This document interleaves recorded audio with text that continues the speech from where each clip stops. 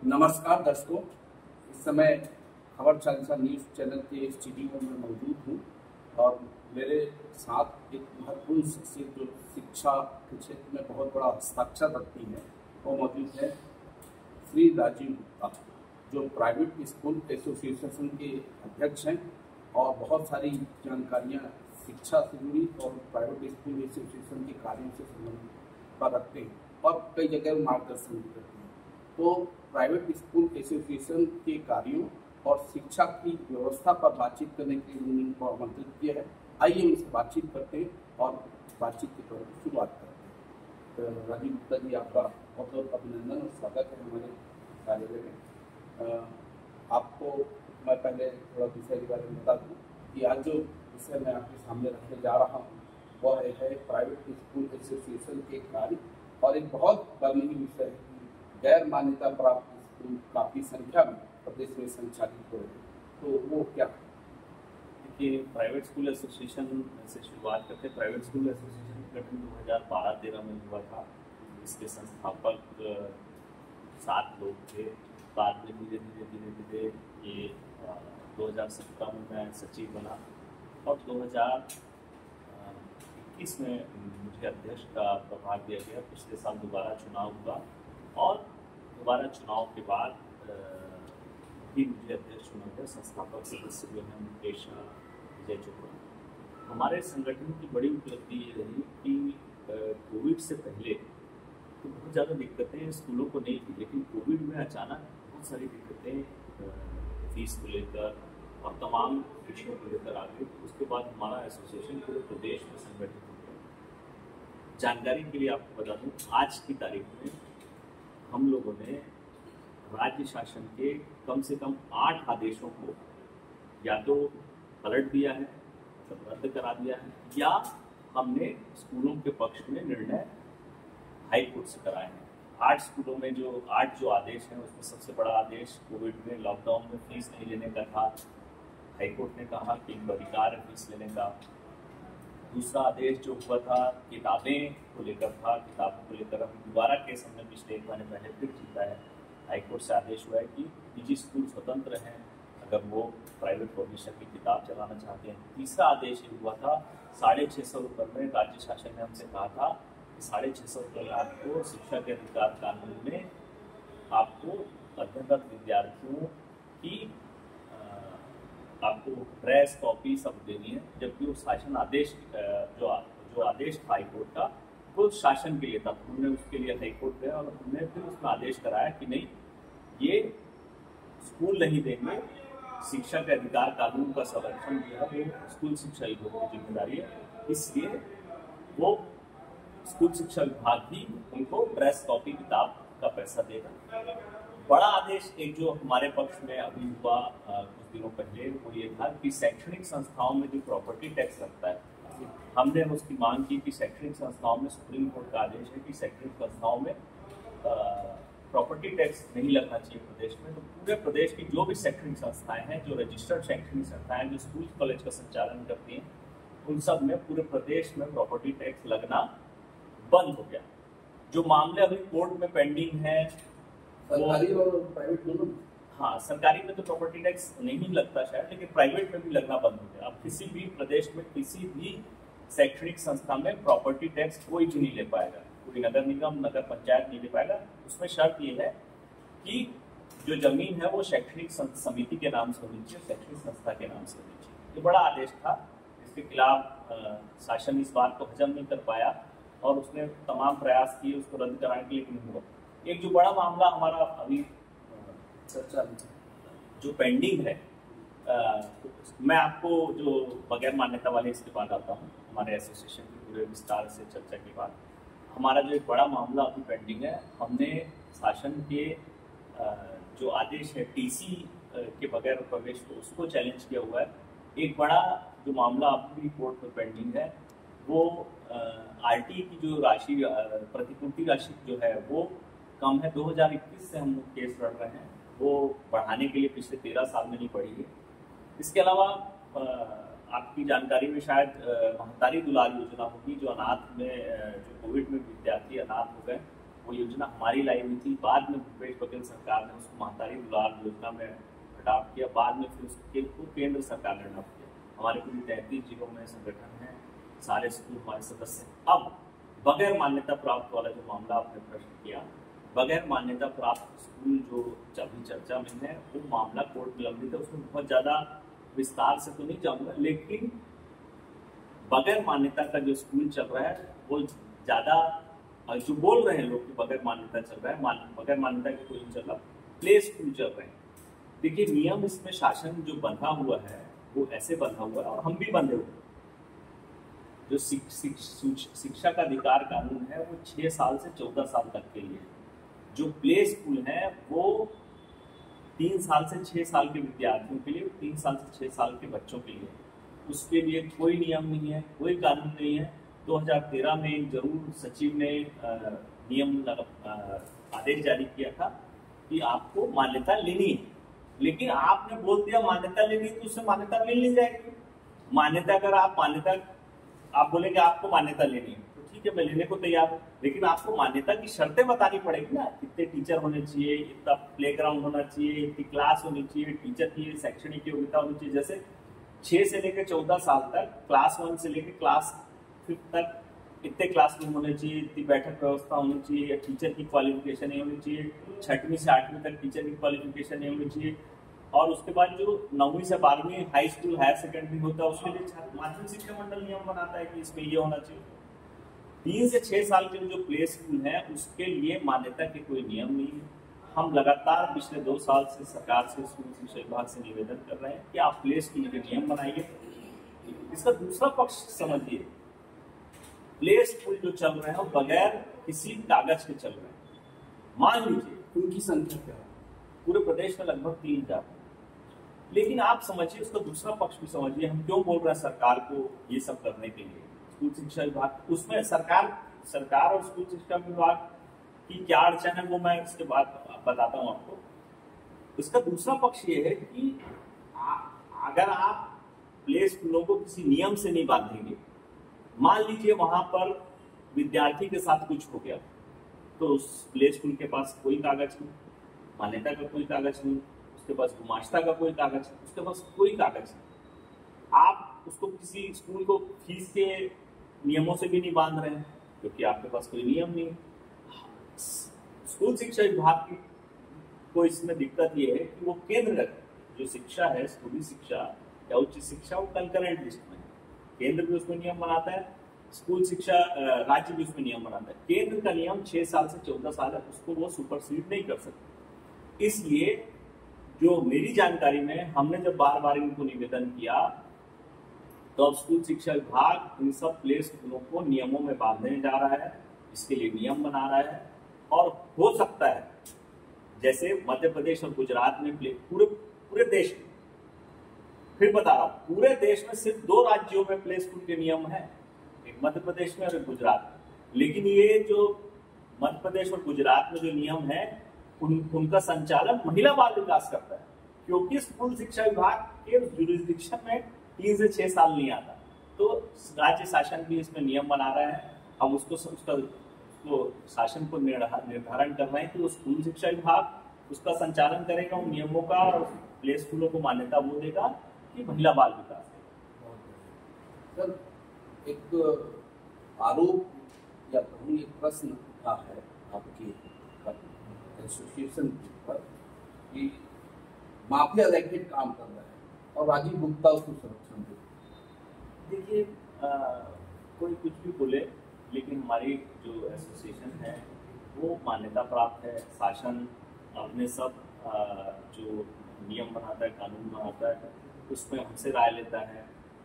देखिए क्या है, आप मान लीजिए किसी ने गलत किया, मान लीजिए किसी ए स्कूल ने गलत किया, बी स्कूल ने गलत किया, कुछ गलत किया, तो उसको उस स्कूल ने मान लीजिए गलत किया तो उसके तय नियम है कि स्कूल ने ये गलत किया, ये उल्लंघन किया तो उसके खिलाफ ये कार्रवाई होगी। 18 लाख विद्यार्थी हमारे प्राइवेट स्कूलों में पढ़ रहे हैं। आप बताइए कितनी शिकायतें, गिन के बताइए शिकायतें। बहुत ज्यादा शिकायतें नहीं है और होंगी। मैं ये नहीं बोलता कि स्कूल वाले सारे लोग अच्छे हैं, लेकिन ये भी है कि सारे लोग गलत भी नहीं। आप पालक की अगर कोई शिकायत है तो उसके प्रॉपर उसका रिड्रेसल का मैकेनिज्म है स्कूल शिक्षा विभाग में। अगर वो मान्यता के बगैर चलाता है तो उसको ये पेनल्टी होगी, स्कूल बंद कर दिया जाएगा। अगर वो फीस ज़्यादा लेता है तो उसका ये होगा, उससे फीस वापस देनी पड़ेगी, 10 गुना फीस देनी पड़ेगी। फीस के कानून है कि आप जो फीस है आप इतनी ही लेंगे, 8% से ज़्यादा, तो उसके तय कानून है। जहाँ तक माफिया का शब्द है, माफिया थोड़ा सा बड़ा शब्द है, लेकिन चूंकि मैं उस एसोसिएशन का अध्यक्ष हूँ, चूंकि उन लोगों ने मुझे चुना है, तो मेरी ये जिम्मेदारी है कि शासन उनके साथ भेदभाव या दबावपूर्ण कोई कार्रवाई ना कर सके। मेरा एक महत्वपूर्ण सवाल ये भी है कि बहुत बार चर्चाएं होती हैं कि प्राइवेट स्कूलों में बहुत मोटी रकम फीस के रूप में ली जाती है। KG1 की 60,000, KG2 की 70,000 और नर्सरी की 1 लाख रुपए ऐसा। तो प्राइवेट स्कूलों की इतनी फीस क्यों होती है और सरकारी स्कूलों में फीस बहुत कम होती है? इस अंतर को कम करने के लिए एसोसिएशन कैसे पार्ट दे सकते हैं? देखिए, इसमें 2021 में भूपेश बघेल सरकार ने फीस विनियमन अधिनियम लाया। अगर इसको नियमों में जाए, आप नियम देखें तो ये नियम बनाने का अधिकार सरकार को नहीं है। हम जरूर हाईकोर्ट में इस मामले में हमारी याचिका पर विचार नहीं हुआ, लेकिन हम लोग सुप्रीम कोर्ट जाएंगे तो उस केस में जीत जाएंगे। आप निजी संस्थाओं में जिसमें आप डोनेशन नहीं देते या किसी तरह की आर्थिक सहायता नहीं देते या जमीन नहीं देते, कुछ नहीं देते, आप उसमें बहुत ज़्यादा दखल नहीं देते, लेकिन सिर्फ आपकी जो बात थी कि फीस बहुत ज़्यादा लेते हैं, लुटेरों की छवि है, ऐसा बोलते हैं, इसलिए हमने फीस विनियमन समिति को चैलेंज नहीं किया। अब कोई भी पालक, कोई मीडिया, सरकार का कोई अधिकारी, स्कूल शिक्षा विभाग एक स्कूल के लिए नहीं बोल सकता कि इनकी जो फीस है वो गलत है। इसलिए कि सारे स्कूलों फीस विनियमन समिति की जो फीस नियम है उससे फीस तय करते हैं। उसमें कलेक्टर रहता है, उसमें जिला शिक्षा अधिकारी रहता है, उसमें जो इनके नोडल प्रिंसिपल रहते हैं होते हैं, सरकार के स्कूल शिक्षा विभाग से नियुक्त 6 पालक रहते हैं, 2 नोडल प्रिंसिपल रहते हैं। इसलिए इसमें फीस विनियमन सब फीस को लेकर अब किसी तरह की कोई बाधा नहीं है। हम तो चाहते थे फीस विनियमन समिति बने और लोगों को एक भ्रम दूर हो जाए कि मनमानी फीस लेते हैं। जहां तक आपका ज्यादा फीस लेने का प्रश्न है, देखिए मार्केट ओपन है। आज आप मीडिया संस्था चला रहे हैं, आपके बाजू में एक मीडिया संस्था होगी, आपके कॉम्पिटिशन में मीडिया संस्था होगी, तो आप विज्ञापन का जो दर है, आप 1 लाख रुपए लेंगे और बाजू वाला 10,000 लेगा, ऐसा नहीं होगा। आपको भी कंपटीशन में उसके रखना पड़ेगा। जब मार्केट की फोर्सेस उसको ड्राइव करती हैं, जब बाजार किसी चीज को ड्राइव करता है, तो आपको कंपटीशन में ही रहना पड़ेगा। जो बहुत ज्यादा फीस ले रहे हैं उनको आगे जाकर स्कूल बंद हो जाएंगे। लेकिन ऐसी शिकायत, बहुत ज्यादा फीस की शिकायत हम लोग को इसलिए लगती है क्योंकि हम अपनी हैसियत से ज्यादा अपने बच्चों को चाहते हैं कि अच्छी शिक्षा मिले, अच्छे स्कूल में जाए। फीस विनियमन समिति ही तय करती है, कोई भी स्कूल अलग से अपनी फीस तय नहीं कर सकता। हाँ, 2021 से सारे स्कूलों की फीस तय होती है, नियम से तय होती है, हर साल तय होती है, जिसकी सूचना हमको जिला शिक्षा अधिकारी को देनी होती है और एक ऑनलाइन पोर्टल है, उस पर चढ़ानी पड़ती है। गुप्ता जी, मेरा एक और महत्वपूर्ण सवाल है, ये गंभीर भी है इसलिए क्योंकि लगाने वाला भी गंभीर था और बड़े दावे के साथ लगा रहा था। नाम आप जानते हैं, इसलिए मैं दोबारा उनका नाम का उल्लेख नहीं करूँगा कि private school association term loan देता है 50-50 लाख। ये क्या है, ये टर्म लोन कैसा क्या है, इस तरह का आरोप क्यों लगा है? 50 लाख रुपए आप एसोसिएशन छोड़िए, मैंने आज तक इकट्ठा नहीं देखा। आप किसी के आरोप पे मत जाइए। हमारी एसोसिएशन स्कूलों के चंदे से चलती है, स्कूलों की सदस्यता शुल्क से चलती है। 50 लाख रुपए अगर मेरे पास भी हो व्यक्तिगत रूप से, मैं संपन्न परिवार का हूँ, मेरे बड़ा परिवार है, मेरे पास भी 50 लाख रुपए नहीं, अगर 50 लाख रुपए मेरे पास हो तो ही दे दूँ। एसोसिएशन के पास ऐसा नहीं है, हम सदस्यता शुल्क से चलते हैं, हर साल हम सदस्यता शुल्क लेते हैं, उसका ऑडिट होता है, सीए ऑडिट करता है और बोर्ड बार बार हमारी संस्था को लेकर पूछता है और हम हर साल हर बार जवाब देते हैं। उससे बड़ा तो कोई ऑडिट करने वाला नहीं है हाईकोर्ट से। एक बड़ा और सवाल उन्होंने उठा था चर्चा के दौरान संबंधित व्यक्ति के साथ में कि CBSE, CG बोर्ड और ICS की कोई सिलेबस नहीं है, और प्राइवेट स्कूल वाले बच्चों को 11-11 पुस्तकें उठा देते हैं। नहीं, गलत क्या? आरोप गलत है। इसलिए गलत है कि पहली से लेके 12वीं तक का CBSE का तय सिलेबस है, स्टेट बोर्ड का तय सिलेबस है, ICSE का तय सिलेबस है। जो प्ले स्कूल है, प्ले स्कूल ये होता है कि प्ले स्कूल का सिलेबस कोई तय नहीं कर पाया, केंद्र सरकार भी तय नहीं कर पाई है, राज्य सरकार भी तय नहीं करे, स्कूल शिक्षा विभाग भी तय नहीं कर पाया। क्योंकि तो प्ले स्कूल में क्या होता है कि हर स्कूल अपने हिसाब से ABCD पढ़ पाएगा, बच्चा 1 2 3 पढ़ पाएगा, उस हिसाब से किताबें लगाता है। ज्यादा किताबें लगाने का, जो 11-11 किताबें लगाने का मामला जो आरोप लगा रहे हैं स्कूलों पे, वो गलत है। इसलिए गलत है कि 9वीं से 12वीं CBSE का नियम है, CBSE बोलती है कि आपको NCERT की ही किताबें चलानी। आप किसी भी, मैं स्टूडियो में बैठा हूँ, आप किसी भी स्कूल में चले जाइए और मुझसे पालक से पूछ लीजिए, स्कूल से पूछ लीजिए कि 9वीं से 12वीं कौन सी किताब चलाते हैं, उसमें वो NCERT चलाते हैं। पहली से 8वीं तक CBSE होता है कि आपको आप स्कूलों को सलाह दी है उसने कि आपको NCERT की किताब चलानी है, नियम नहीं है। 9वीं से 12वीं में नियमता आपको चलानी है, पहली से 8वीं तक आपको सलाह दी है उसने चलानी है। साथ में उसने ये भी लिखा है कि पहली से 8वीं आपको सलाह दी जाती है कि आप NCERT की किताब, जब किताब है तो उसका सिलेबस है। भाई किताब में तो ऐसा नहीं कि इंडेक्स होते हैं। हाँ, इंडेक्स होता है, उसमें रहता है कि ये इस किताब के अंदर पार्ट है, इसका सिलेबस है, सब रहता है। पहली से 8वीं तक वो सलाह देता है कि आपको NCERT की किताब चलानी। उसमें साथ में ये भी लिखा है, जो अभी हाई कोर्ट का भी आदेश हुआ है 1 महीने पहले, कि आप इसके साथ वर्कबुक चला सकते हैं, आप इसके साथ डिजिटल कंटेंट चला सकते हैं। लेकिन जो स्कूली शिक्षा है, स्कूली शिक्षा में CBSE जिस तेजी से सुधार कर रहा है, उतना सुधार कोई बोर्ड, कोई शैक्षणिक संस्था कोई नहीं कर रहा है, ना स्टेट बोर्ड कर रहा है, ना माध्यमिक शिक्षा मंडल कर रहा है। अब जो बहुत अच्छे स्कूल हैं, जो उनका एकेडमिक रिकॉर्ड बहुत अच्छा है, वो किताबों से ऊपर चला गया है। आप ये पूरा मामला जो है पठन पाठन का जो मामला है, किताबों से ऊपर चला गया। अब डिजिटल कंटेंट आ गए, आप सारे बच्चे ऐप से पढ़ रहे हैं, पालकों के पास ऐप है, रोज रात को उनका होमवर्क आ जाता है। पालकों को हम साल में 4 बार 6 बार बुला के उनको बताते हैं कि डिजिटल कंटेंट ये है।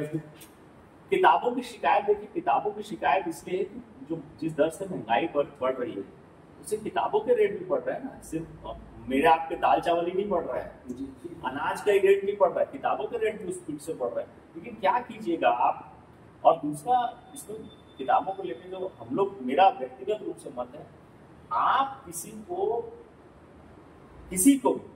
पालक को, किसी बच्चे को, किसी स्कूल को आप ये नहीं बोल सकते कि आपके जो हाथ में किताब है वही सबसे अच्छी है। कौन बोलेगा तय करके कि ये किताब सबसे अच्छी है, इसी से पढ़ाना है आपको? ये गलत है, और ये नियम तक गलत है, और ये प्राइमा फेसी भी गलत है कि आप बताएं कि यही किताब अच्छी, इसी से पढ़ाना है। ये कोई गीता थोड़ी है कि ये गीता है और एक ही गीता है और उसी से पढ़ना है।